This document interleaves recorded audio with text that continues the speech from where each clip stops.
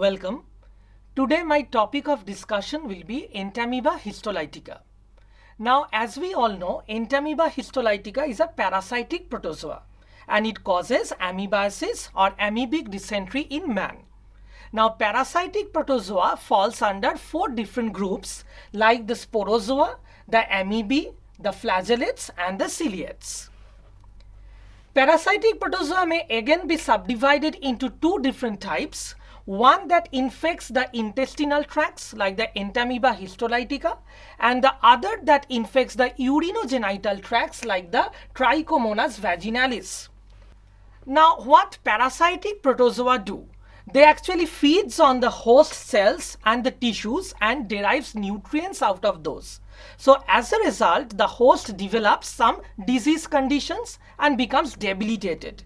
So parasitic protozoa are also known as pathogenic protozoa. One important member of this pathogenic protozoa class will be our topic of discussion, which is Entamoeba histolytica. Now, Entamoeba is a parasitic amoeba and it is subdivided into 2 types. The first one is known as the pathogenic Entamoeba.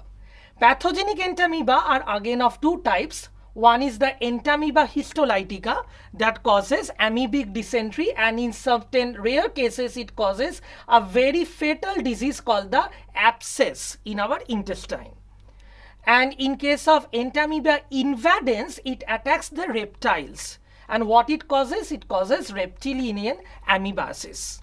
Now, the non-pathogenic Entamoeba belongs to 4 different types primarily: Entamoeba coli, Entamoeba hartmanni, Entamoeba gingivalis and Entamoeba pollecki. In this slide, you can see the picture of Entamoeba coli and Entamoeba hartmanni.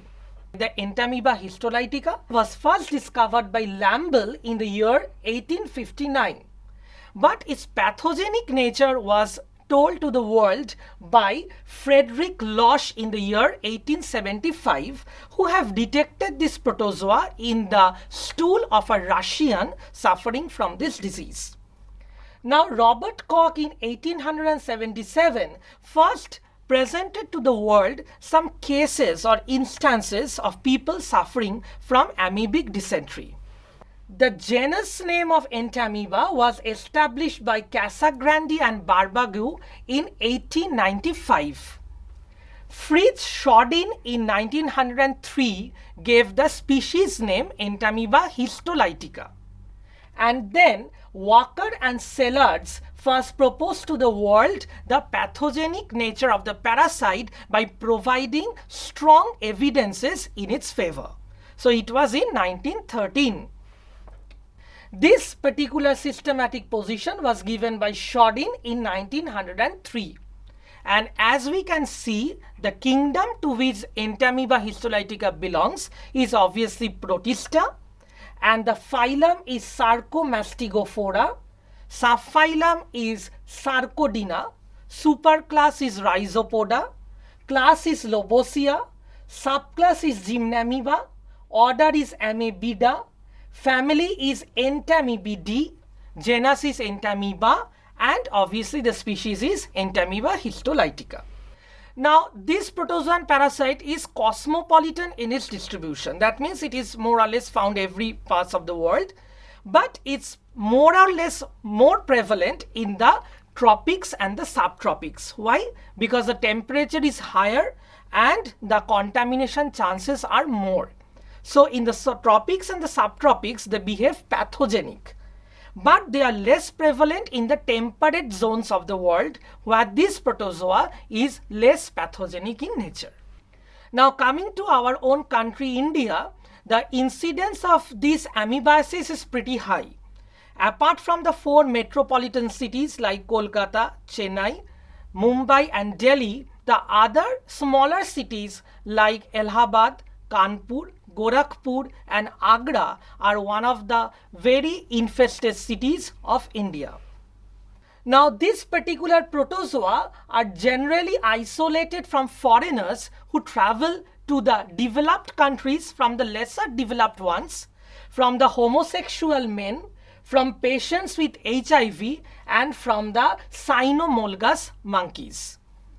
Infants under 1 year of age are generally less infected, and young adults in the age bracket of 20 to 40 years are more prone to this particular disease. Males are more susceptible than females. Why? This is because of their occupation and obviously due to their hobbies as well. Coming to the habit and habitat of this protozoa, it is an anaerobic protozoa, it's a microscopic one, and an endoparasite of man primarily, apart from certain other primates. Where it lives in our body? It lives in the intestinal tract. More specifically, the upper part of the intestine, which is the colon. Sometimes it is found in the cecal region also. And in some rare cases, it may invade the other vital organs of the body, like what? The lungs, the brain, the spleen, the gonads, and obviously the liver. Now, although it is a harmless commensal, but sometimes it may invade deep inside the mucus and the submucous layers of the large intestine. And what they do over there? They produce certain fatal ulcerations. And in this particular diagram, please follow very carefully, you can see certain flask-shaped ulcers over here. These are the ulcerations produced by Entamoeba Histolytica. So this is the picture of the intestinal tissue where the amoeba have done a major damage. Now the laboratory cultivation, this was first proposed by Boeck and Rovlov in the year 1925.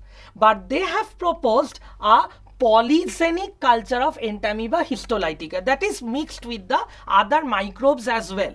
But in order to study it in details, you know that we have to cultivate in pure culture form. So that was given by Diamond in the year 1965. And he had devised an axenic method of culturing Entamoeba histolytica. And nowadays, from the fecal samples, we cultivate this Entamoeba in two special media, like the Robinson's medium and the Jones medium. Now, coming to the morphological forms. There are three distinct morphological forms in the life cycle.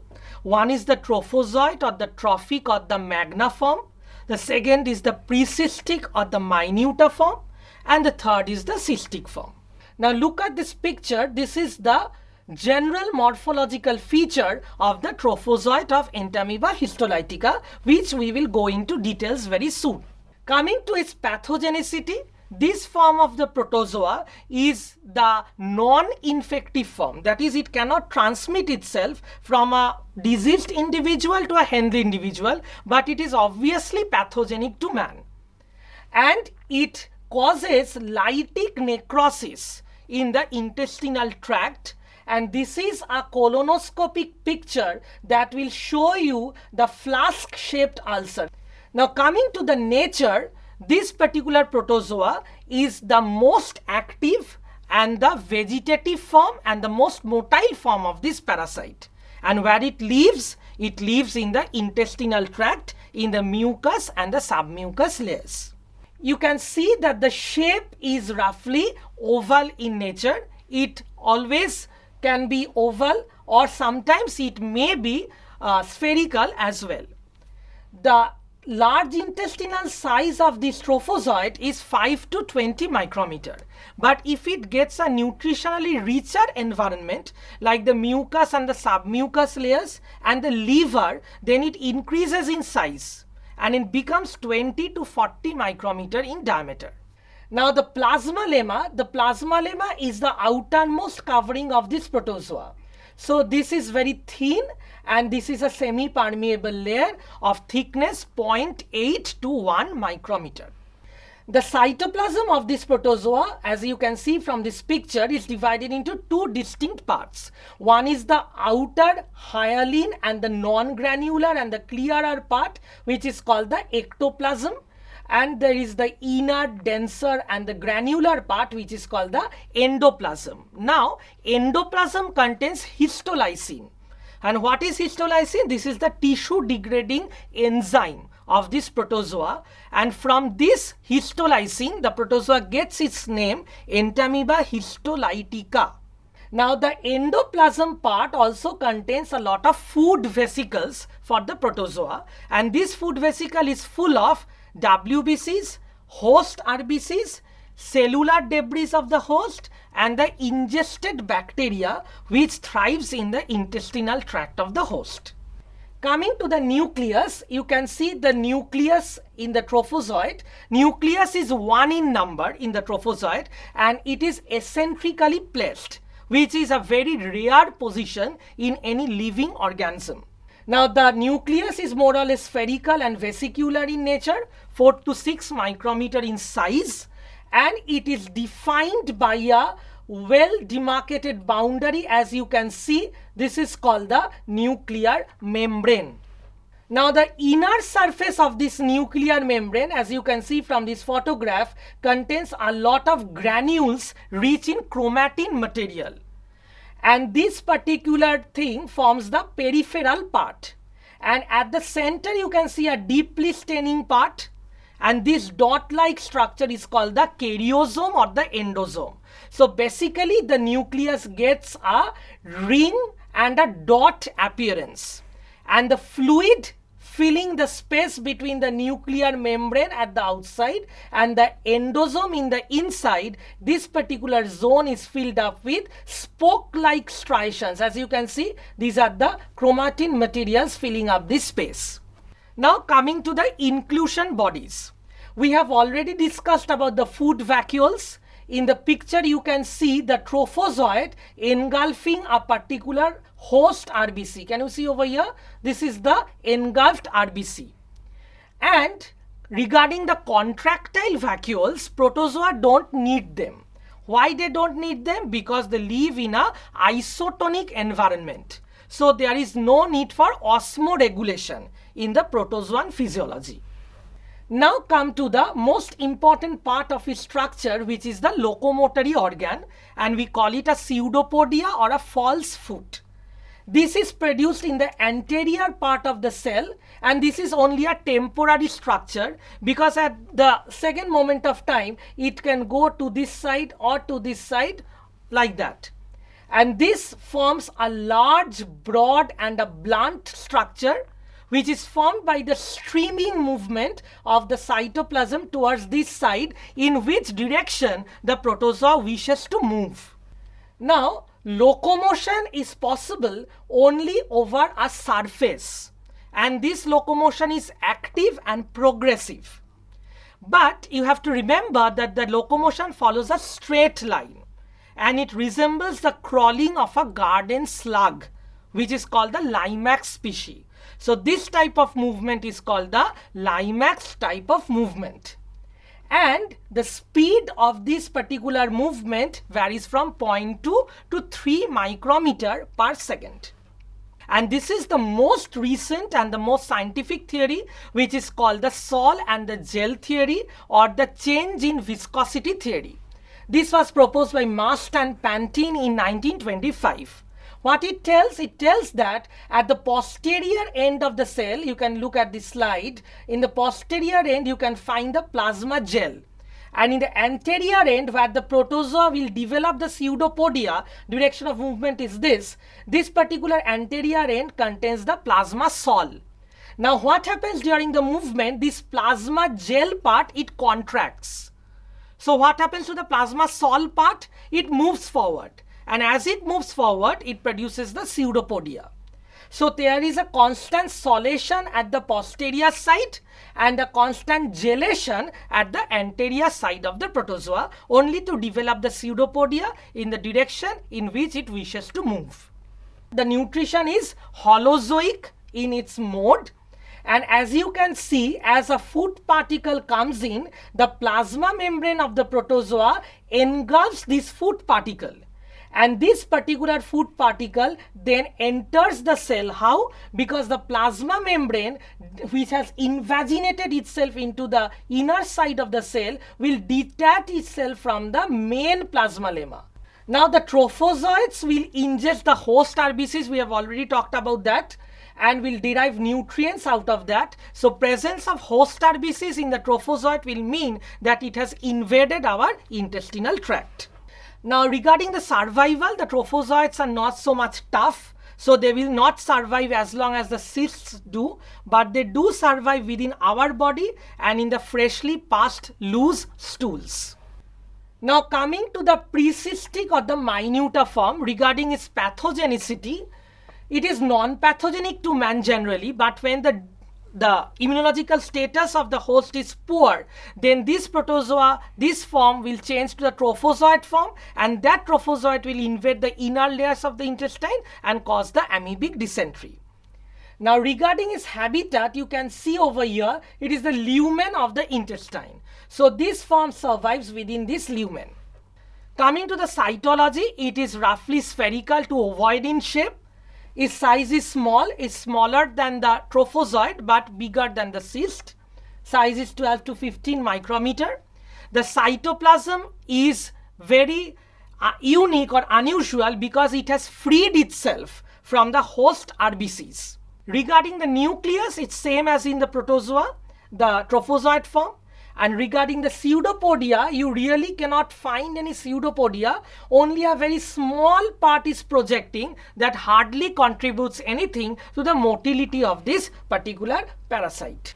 It is non-motile and nutrition-wise, it is non-feeding in nature. Why non-feeding? Because it has cleared itself from the RBCs and already have derived nutrients from that. So there is no need of any food vacuole to be present in the cell. Now regarding the pathogenicity, you have to remember that the cystic form is the most pathogenic form, as also it is the only infective or the transmissive form of the parasite. That is, it is transmitted through the fecal matter from the diseased person to the healthy individual. Regarding the cytology, it is roughly spherical in shape. You can see a quadrinucleate mature cyst over here, and you can see 4 nuclei present. The size is 10 to 20 micrometer and the cytoplasm is clear. Now regarding the nucleus, when the cyst form is young, then there is one nucleus present. You can see over here. Now it undergoes 2 successive divisions, and first it forms a binucleate cyst and then a tetranucleate cyst. And this is the mature form of the cyst, which is the infective and the pathogenic form as well. Now, as it divides twice, it undergoes a reduction in size. You can see that the size of the nucleus has reduced and it has become 2 micrometer only in its diameter.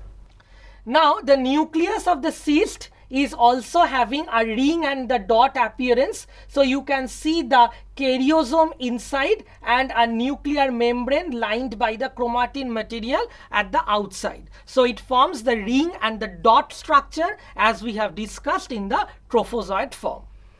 Now comes the most important and the characteristic feature of the cyst, that is the presence of the chromatoid bodies or the chromidial bars.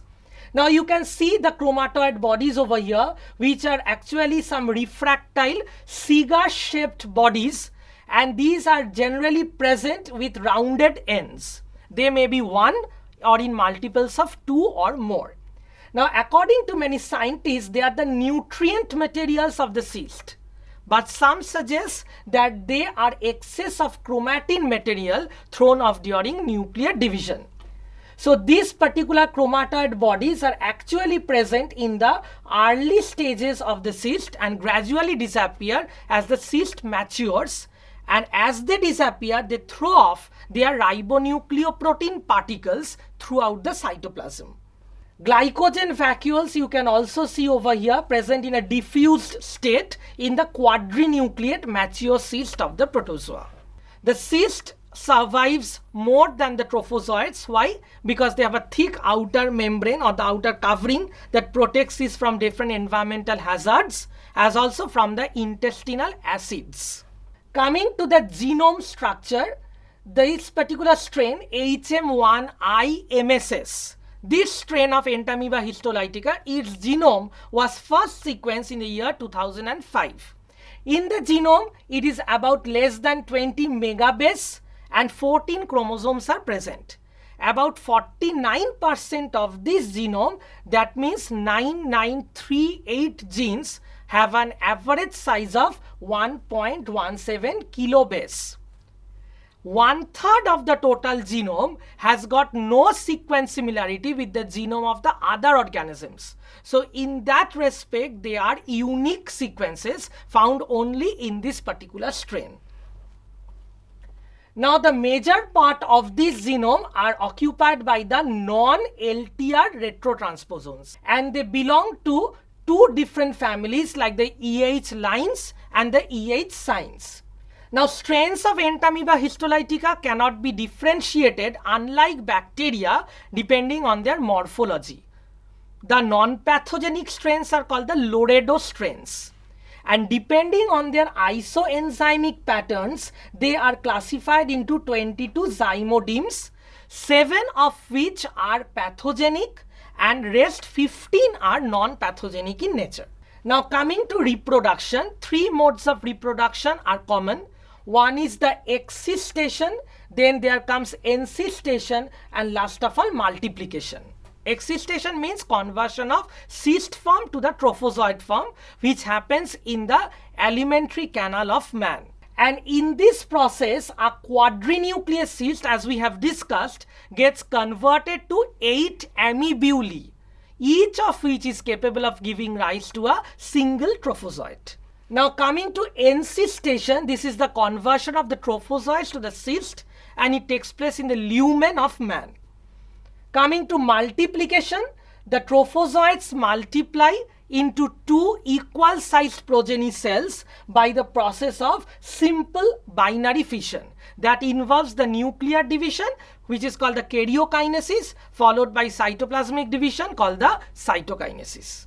Regarding the life cycle, we would highlight on the host first. First are the reservoir hosts, that is in which the protozoa doesn't carry out the sexual stage of the life cycle. That is the pigs, dogs, rats and the rabbits. And who are the definitive host in which the protozoa carries out the sexual stage, like man primarily and other primates. No intermediate host is actually involved in this life cycle. So it is called what? It is called monogenetic. Now sources of infection are the cyst passing chronic carriers or the asymptomatic carriers. Now intake of water or food contaminated with these cysts are the primary source of infection. In this picture you can see quadrinucleus cyst present in the water samples contaminated with the fecal matter from the asymptomatic carriers or the chronic patients. Now you can also see the soiled nails and hands of food handlers like the hawkers and the cooks who may even contaminate our food. Now the untreated human feces voided by children on open grounds, cockroaches and houseflies who are coprophagous and carry the cyst in their legs, human feces used as fertilizers, and vegetables dipped in water which are contaminated already will actually lead to this disease being caused in us. You have to remember there are 6 F's in the route of transmission. They are the feces, fingers, fomites, food, flies and fluids. And through these 6 routes, this particular cyst can pass. The route is called the fecal-oral route of transmission, and this particular transfer is called contaminative transfer. And the portal of entry is obviously the mouth. Now coming to the life cycle, it is very important. The mature cyst, once it enters the human body, undergoes what? Undergoes an excistation, and it produces the trophozoite. First the amoebulae develops into the trophozoite. Then this trophozoite will undergo a simple binary fission to form 2 equal sized progeny trophozoites. These trophozoites will remain in our body and carry out this path of the life cycle when it may invade the intestinal tract or the deeper areas of the body in case of high damages. Or the trophozoites may undergo encystation in this pathway and form an immature cyst with 1 nucleus, then a binucleus cyst, and finally a quadrinucleate one, which is the mature one and the source of infection for us. Now coming to the disease that this particular Entamoeba histolytica carries out, it is called Amoebiasis or amoebic dysentery. Now it is very shocking to know that Amoebiasis is the fourth leading cause of mortality after malaria, Chagas disease and Leishmaniasis, accounting for 70,000 annual deaths. And it is the leading cause of morbidity also after malaria and trichomoniasis. It affects 50 million people per year and it is endemic in warm countries like us. Now you can see the ulcerations and the blood oozing out through these ulcers within the intestinal tract that this protozoa causes. And here you can see some gastrointestinal tract sections in which the ulcerations are very, very prominent and they are marked as well. So these are extremely fatal for us. Now the disease symptoms are often mild, involving only diarrhea which goes on its own and abdominal pain. But in case of amoebic dysentery, it is severe with a very tight stomach pain, flatulence, tenderness in the colon which may go up to 3 to 4 fingers in depth. Then there will be loose motion 8 to 10 times a day, in which a particular patient can release from 30,000 to about 45 million cysts per day in the stools. There will also be fulminating dysentery. Now what is dysentery? Dysentery is the release of copious amount of blood and mucus in the stools. There will also be leukocytosis, high temperature fever in rare cases, abscess formation or ulcer formation in 25% of the cases, fatigue and weight loss. Coming to the treatment, the mild cases are treated with iodoquinol or diloxamide furoate medicines. But the more severe cases cannot be treated with these. They have to be treated with metronidazole. You can see the structure of this. And metronidazole treatment will be followed by a luminal amoebicide. Now what is luminal amoebicide? It will go on to kill the amoeba within the lumen of the large intestine also. So one example is paramomycin or humatin, or it may be diloxamide furoate or furamide. Now coming to the extraintestinal amoebiasis, occasionally 5 to 10% cases of the trophozoites will cause this. This happens once the trophozoites penetrate deeper inside the mucus and the submucous layers of the intestine, so that they will reach the bloodstream from that region and they infect the vital organs of our body like the lungs, the brain and the spleen, together with gonads and the liver. So together they are known as the extraintestinal amoebiasis, and in these organs they cause the abscess, which are cavities filled up with pus. So this is all about Entamoeba histolytica. Hope you have enjoyed the lecture.